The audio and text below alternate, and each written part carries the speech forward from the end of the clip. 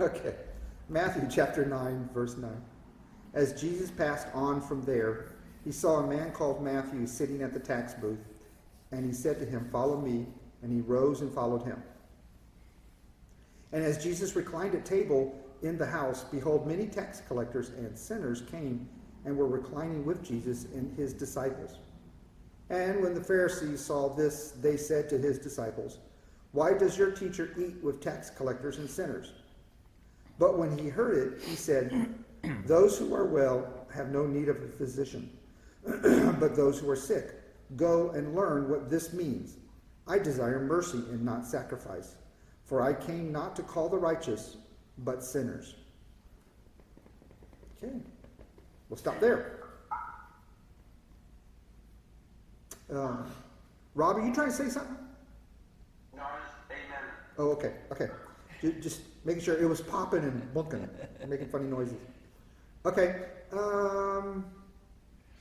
So we just came from the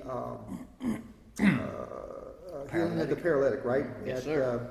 Potentially Peter's house or wherever. And by the way, I find it fascinating that in here it's now about the Pharisees. There's a transition. But the previous thing that we saw was the scribes. Mm-hmm. So I don't know. I'm not making any kind of there's a point there.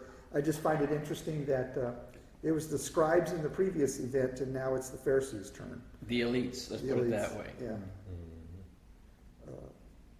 Maybe the scribes got ticked off, and so now it's the Pharisees were left. I don't know. Okay. Okay, I did a little bit of hunting around.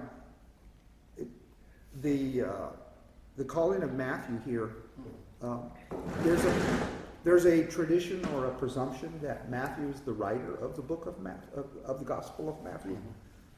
Although there are others that say that can't be. I don't know all the evidence. I'm not the point about that. Yeah, I heard you saying. I'm with you. I never really got into it because.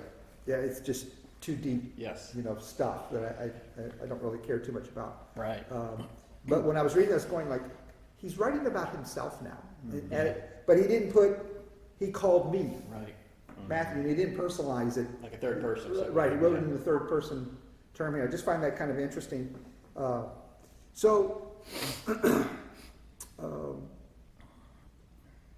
So what is the big deal about verse 9? I mean, so what that he called this guy to follow him? I think, which is a good transition, is it's not. It kind of like, again, you take it to the cross and all. It's who is he calling? That's the key. Not necessarily the person who, but the type of person. Yep. That's the key. Type of person he's calling out to. And as you revert to the cross and the resurrection with us, look who he called out to for salvation. The people that, in a sense, no one thought could attain salvation. So I think that's what's important. Certainly, those who wouldn't be able to obtain righteousness. That's right. In the Jewish understanding Thank you, brother. You're right. of what righteousness was, Yeah. is, word. Same is and word. You're right. So we imply in verse 9 that he is a tax collector because he's sitting at the tax booth. Interesting tidbits about the tax collectors is that because the Roman Empire had invaded, they were, basically they declared martial law. They were the occupying military force, right? And in order to glean out of the citizens' money, which is the whole point about invading a nation in the first place, is to take their resources, of whatever form that resource is. They would offer up for bid people to be the tax collector, the collaborators, if you will, to collect from their citizens. One of the commentators talk about, and I don't know why I thought this was interesting, is that most likely Matthew had his booth near the sea to collect from the fishermen the taxes. You got a load of fish, That's going to cost you blah, blah amount of money. So obviously he was not endearing himself to fellow Jewish people. No. I was trying to relate as of today. Who or what would we hate or dislike people culturally? Certainly IRS. Politicians. You know, politicians, IRS. Yeah. You know, you're right. I'm about to do my taxes. I've been procrastinating Yeah. about as long as I can, and All of it's us. getting there. Yeah. I hate doing taxes. Who you would call, and this is the way to say it, leeches of society. Right. And they make their money off our Right. backs. And that's basically what a tax collector was. So you're right, and it's still around today. And in that they're not as similar as that.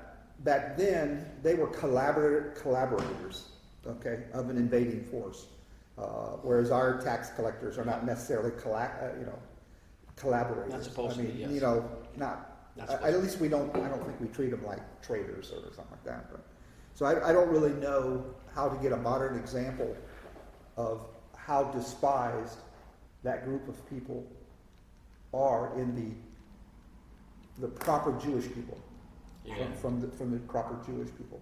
So I'm trying to emphasize. Actually, you know what? How bad they I think were. it's just like anything else. With us, it's anything you really look at evil and despise. It's evil. And that's what they did, because that's what they consider those people evil. Because they, you know, if Romans won 10% more, it's going to cost you an extra 5 for me, too. So that's 15%. So I think we need to, you're right, compare it to what something that's going to tick you off more, it's going to tick me off. I figured out who it is. Car dealers. There you go. Car dealers. You got it. Yes. I Yes. think it's car dealers I don't like. There you go. Okay, anyways. And so obviously Jesus, invites, Matthew probably invites him to his house, to Matthew's house, from what I can tell here. And by the way, Matthew would be probably pretty financially well off. Just like Zacchaeus. Because I was talking about the contract to bid for doing the tax collecting. The highest bidder, the Romans would select, okay, you can collect the taxes. So it was incentivized for the tax collector to not only to charge that amount to recover his costs, but even more so.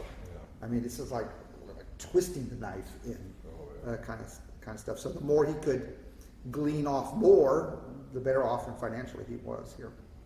Another point there. So Jesus is at the table, and so there were. Does anybody have the NIV version? I've got it. I mean, I can switch to it. It just does the word sinners in verse 10. Okay, 10. While Jesus was having dinner at Matthew's house, many tax collectors and sinners came and ate with him. The sinners, was it quoted? Quotes. Yeah. And sinners, Quotation marks. the emphasis mark right there. Why do you think that it's tax collectors and sinners? Why are there two separate things? Why is it not just behold many tax collectors Or just many sinners. or many sinners? I guess it's making Such a as reference. tax I guess it's making reference to Matthew. You're right. I never thought about it. I think it's just making a reference. I guess all tax collectors. I guess we got to go back to that culture again. You're right. There are two kinds of sinners, if I can call it that. There are the private sinners, the guy that puts his hand over the camera and says, leave me alone, I don't want my sin to be known, right? And they sin in the dark, if you will. They sin in private and quiet. Yes. Then there's the public sinners. They are the notorious sinners. I don't care what you think. I'm going to go on that parade route and I'm going to show my sin because I'm proud of my sin. Okay? These were the notorious sinners, the ones that were well known. Prostitutes and things like that. I see what you Those mean. kinds of sinners. So we're not talking just all have sinned kind of sinners, right?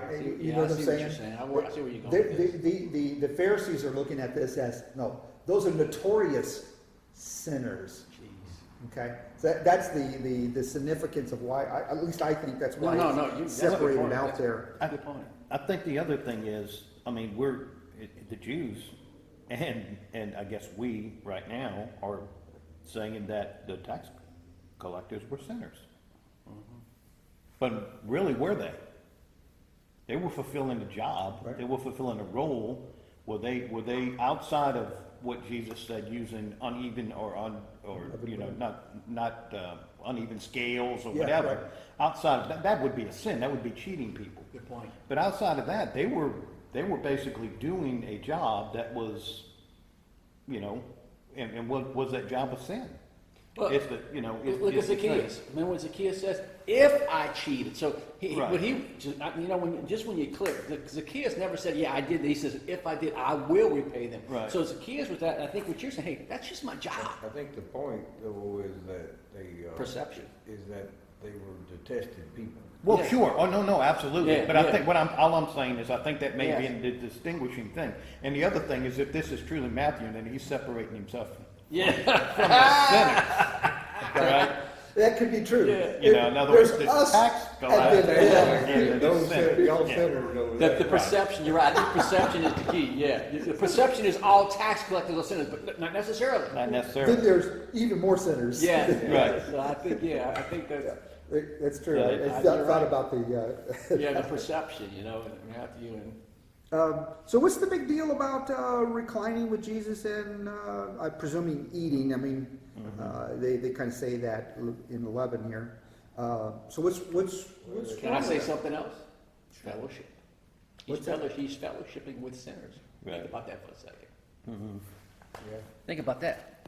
I mean, just because I go to a restaurant and I eat there and there are sinners there, does that make me a sinner because I'm at that restaurant? He's not just there, he's fellowshipping with the crowd that the people think are the wrong crowd. Right, They're not the in group. right.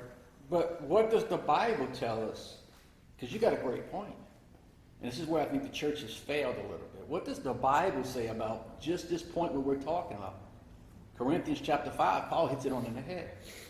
Verse 9, 10, because Howard, you hit it, just what you just said. It This says, is first or second or third? this is going to be, Corinthians? I'm sorry, 1 Corinthians chapter 5. And I wrote, this is what Paul says. He says, I wrote to you in my epistle not to keep company with sexually immoral people.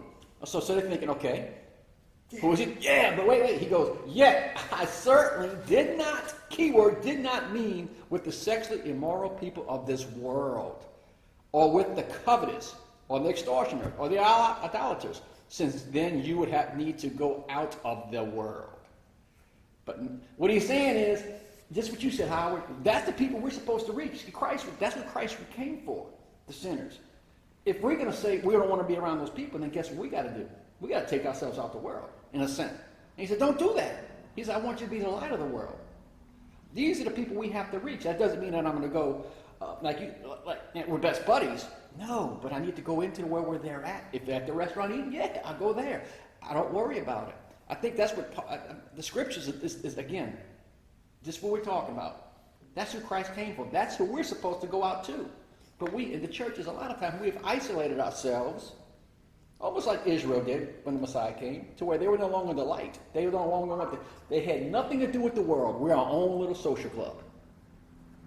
And I think that's what we have done. And when I read this week, it hit me between the... Well, actually, though, now the real point of that First Corinthians one is to distance yourself from a fellow brother. Right. But that's what That's what the Paul. real- that's That's the the real first point. point. But then he went on to say, because what they had done with this letter is they had said, you see, Paul said, stay away from blah blah blah. If you read the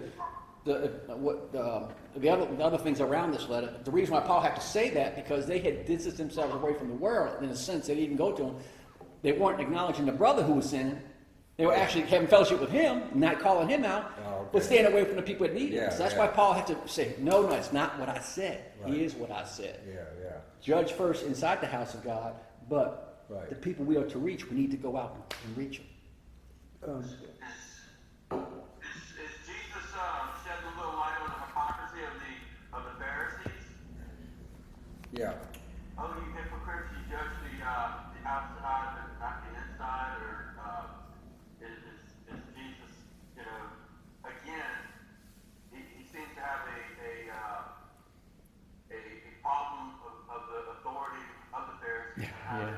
they dictate to the people. They're the ones that are spreading all the information of the Bible, but they're getting it all wrong. So the fact that Jesus coming in and correcting that in front of everybody, that make any sense? Yep.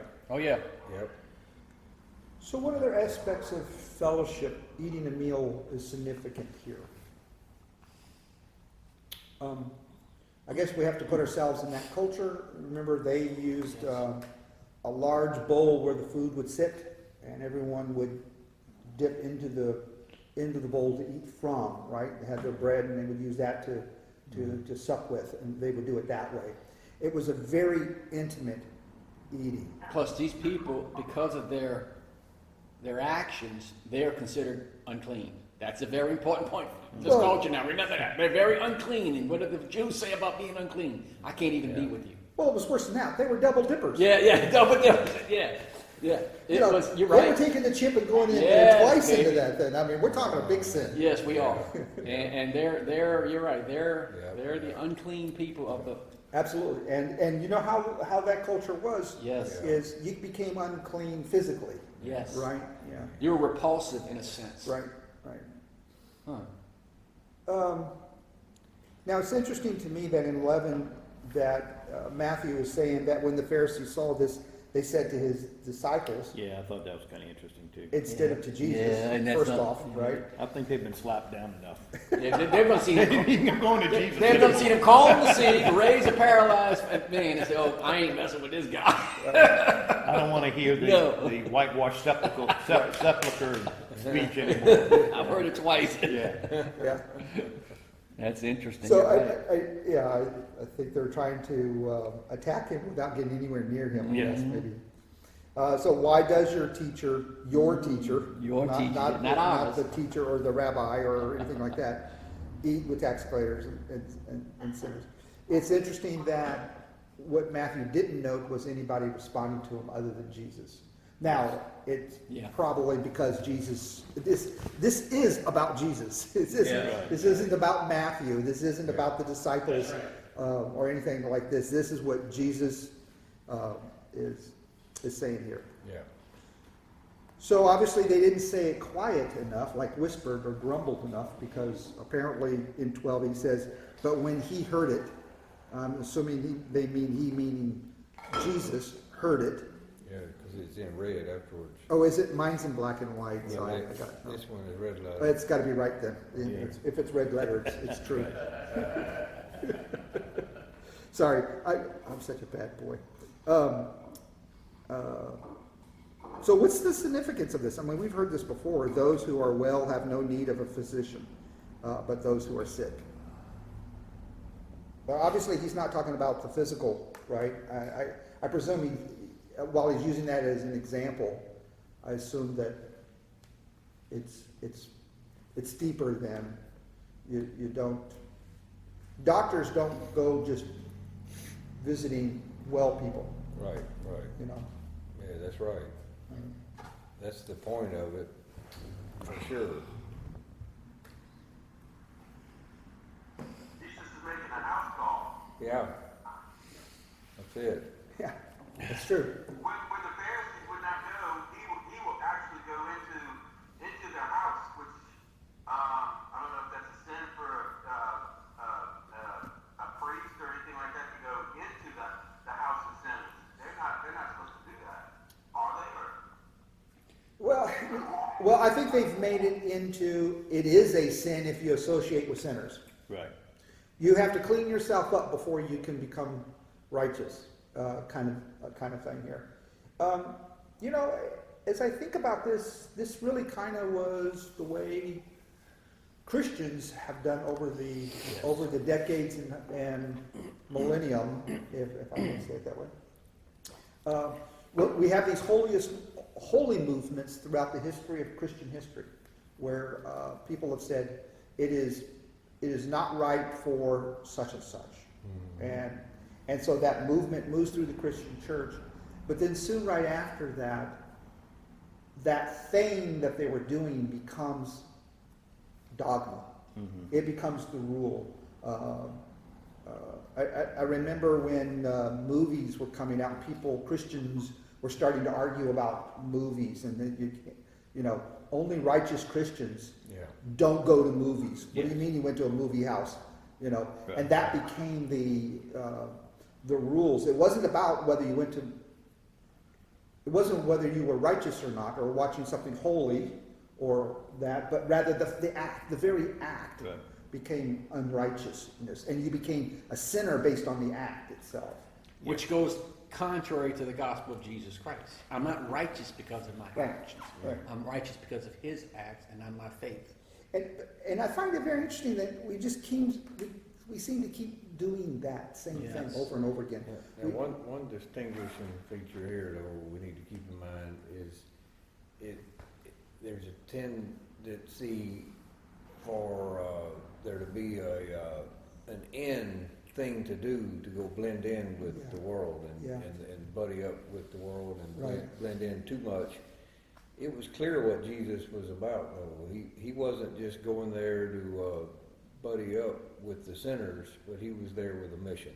Right, Mm-hmm. right. So we need to remember that Yes. Yeah. as Christians, our goal isn't to go just fellowship for the sake of blending in Right. and saying that, okay, well, the But you know what? But here's the point, and I think, and this is where I draw the line like Howard, and you both get good points, but the point is, who are you to tell me you don't know if my conscience is clear, I have more faith in what the Holy Spirit's going to lead me, and if it's wrong, I will, as a Christian, it may take a little while, but he will deal with me. I don't need you to tell me. See, that's the problem. We're actually now, we're starting, it's almost like our federal government. We're going to intercede into your life to tell you what's wrong, take all your rights away, there is no more freedom, but let me take care of you. We got to be careful with that. Do the scriptures tell us that you were alluding to in Corinthians, that we are responsible for correcting the brother? a brother or Let's just talk about brother first. if it's a brother, actually you are.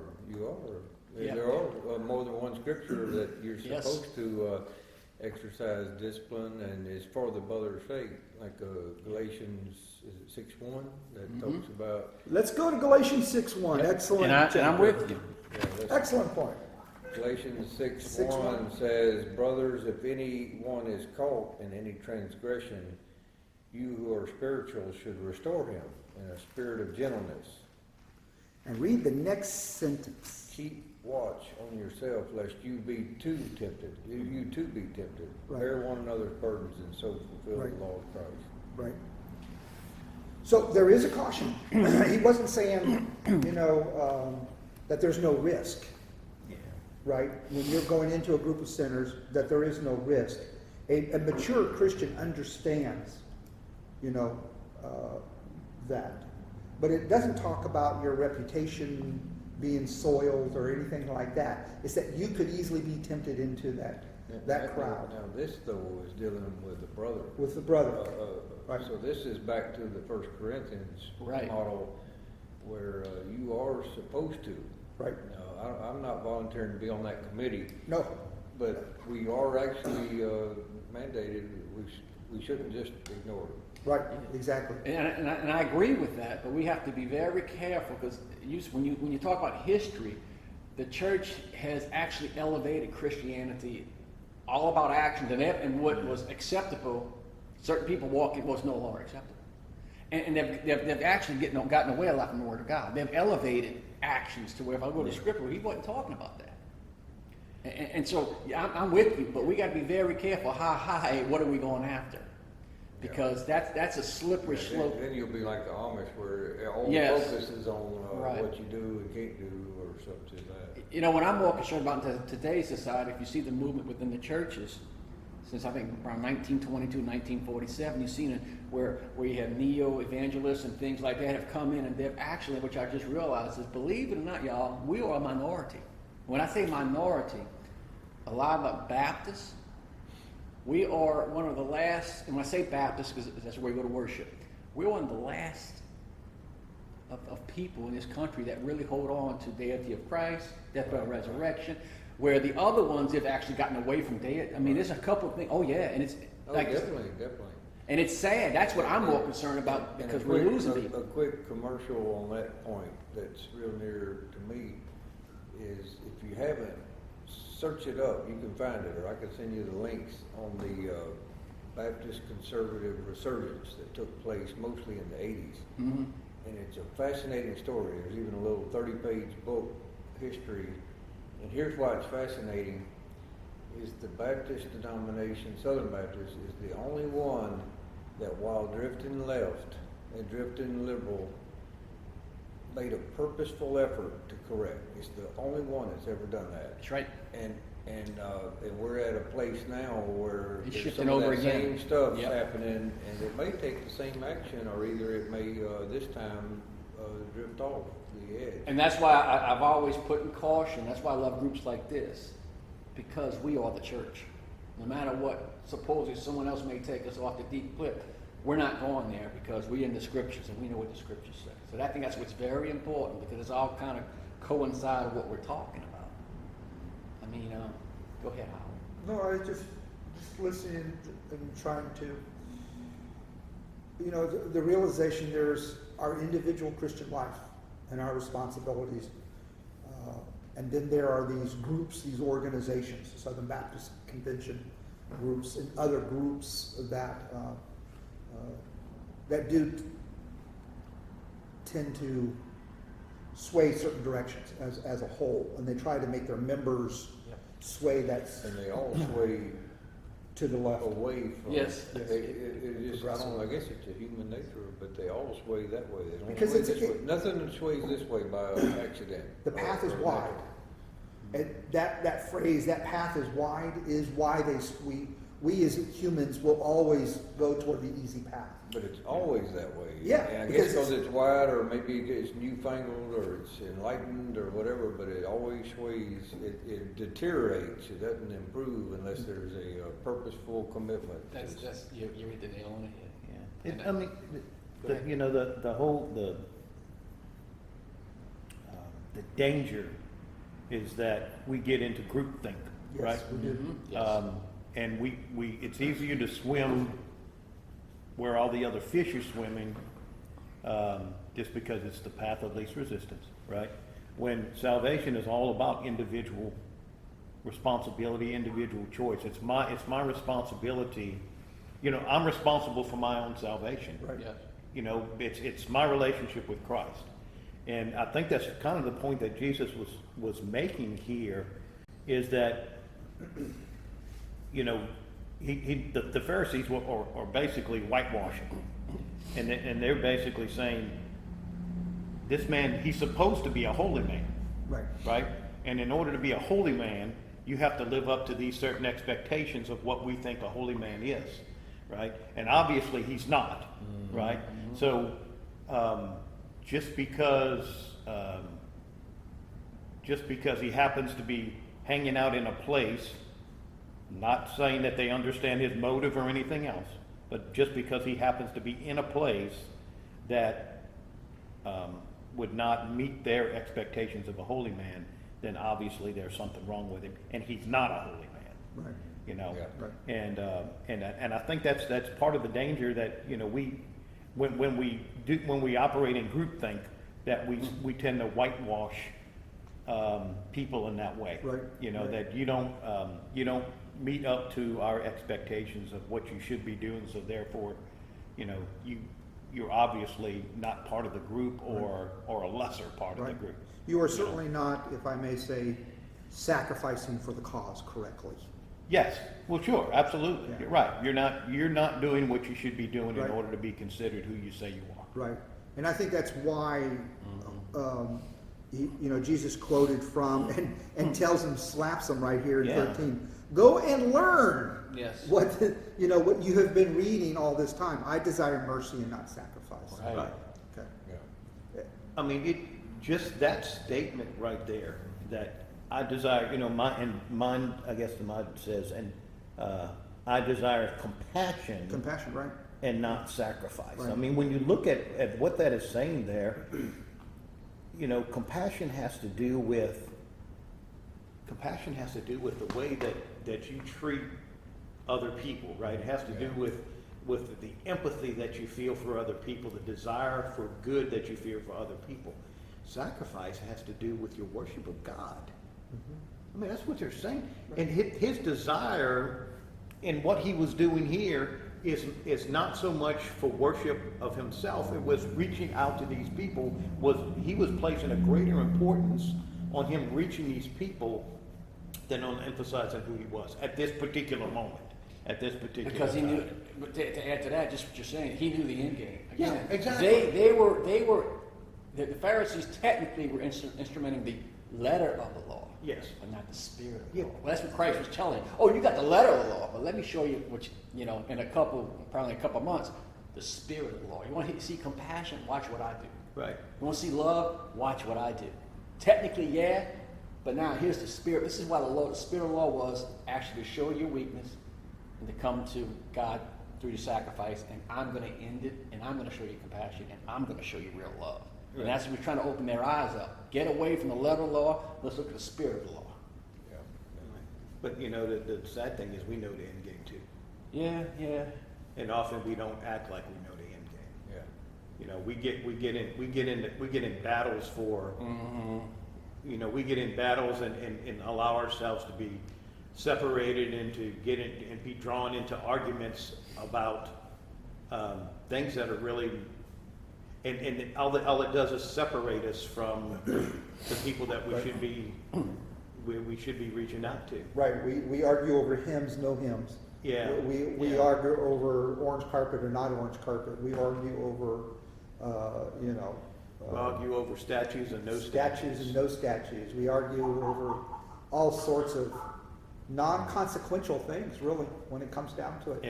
And those arguments separate. They will eliminate us from being able to reach people Right. that. They cause a further divide. Yeah. But here's If the we're key not point. careful. Just what you said. On every one of those points, there's a counterpoint. Which one? What I'm saying is, I may feel I'm right. He may feel he's right. That's right. But We got to look. Then who's right? but in where a sense. so where does Yeah. the compassion come in? That's it. There you go. The compassion. I mean the message of Christ is that is one of self-denial, right?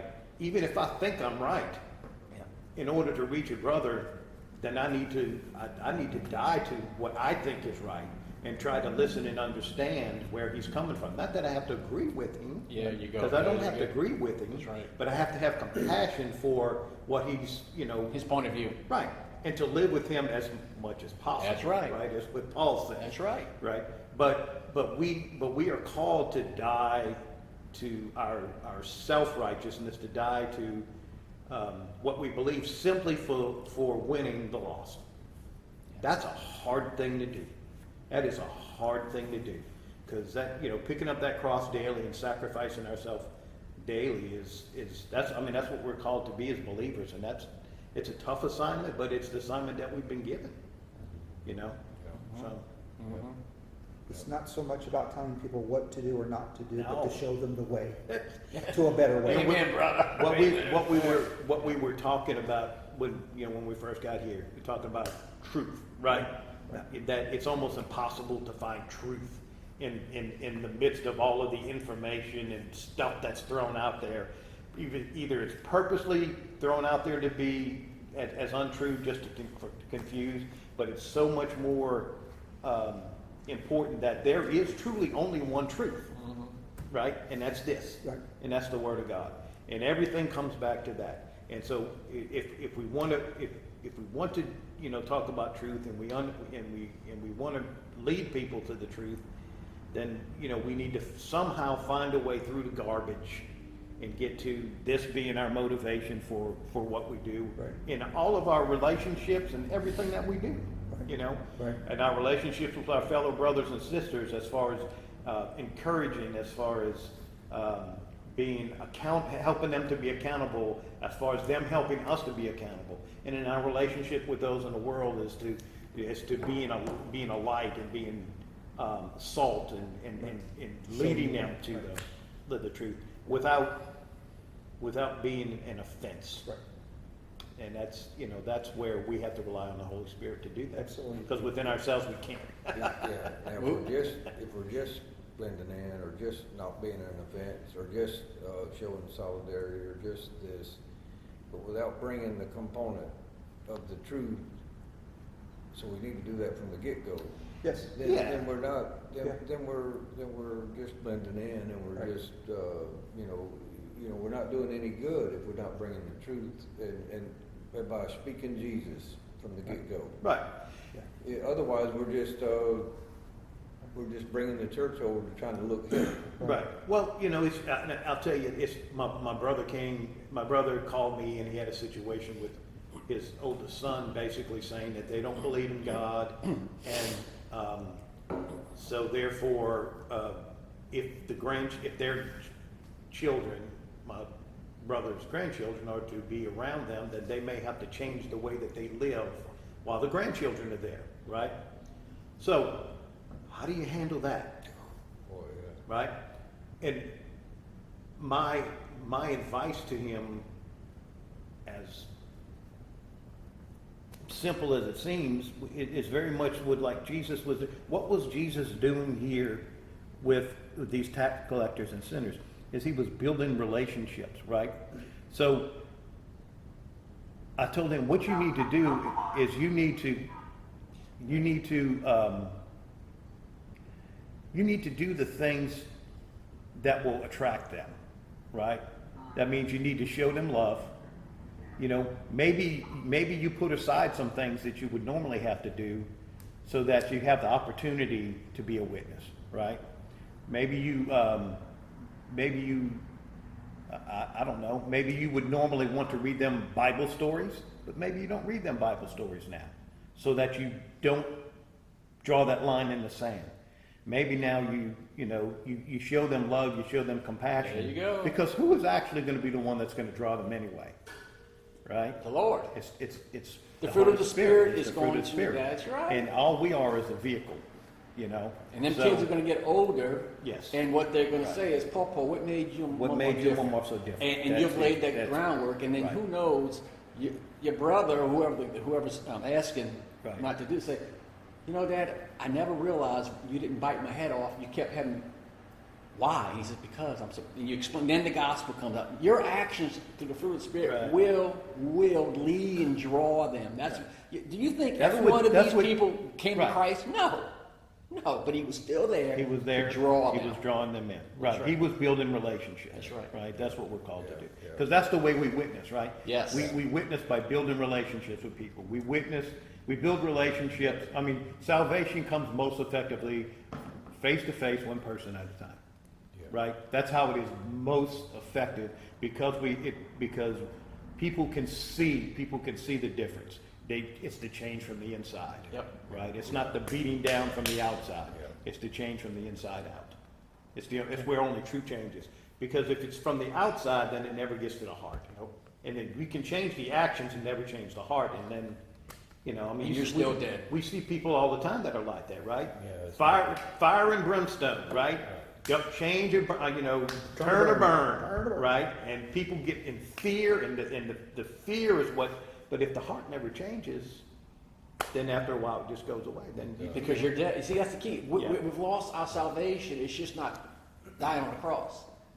It's the resurrection. It's the life that you receive when Yes. you accept Christ. See, that's what we've gotten away from. Right. It's all turn and burn, actions. No. It's called rebirth. right. Without that resurrection life, the power of God that comes inside of you, you're still dead. Which allows you to. That's right. That's right. All right, so we're called to compassion and not confrontation. Yeah, that's hard. And that's hard. That's hard. It is. All right, we need to stop here? Yes, sir. Yep. What are you guys praying for?